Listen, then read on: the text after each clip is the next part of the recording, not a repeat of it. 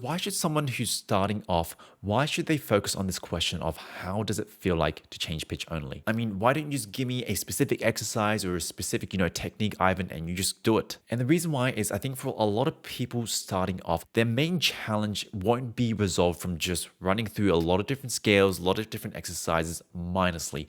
Rather, they need to seek to go a bit deeper and understand what that exercise is actually teaching them. And so, whilst there are a lot of muscles involved in singing, from the muscles that are involved in your breathing to maybe the muscles that help you articulate, there are these very specific muscles that I'm interested in called the CT muscles. And these are the muscles that when they engage, they stretch and they thin out the vocal folds and they allow you to change pitch, kind of like a rubber band. And basically, if you can learn to engage them at will, you'd be able to sing a bit higher.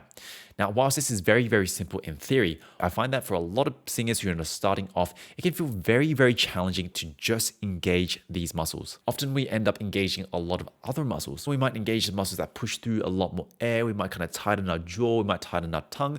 We might even try to tighten on the core closure and clamp down on this, simply because we don't know how to isolate and separate just the muscles that stretch and thin out the vocal folds. And so this is where this initial question comes in. Because if I can chip away at least in a scale, how do I go up and down the scale without changing anything else? No changes in, the vowel, no changes in the volume, the pressure of the voice, maybe even the posture. This allows me to feel how it is to stretch and just isolate those CT muscles.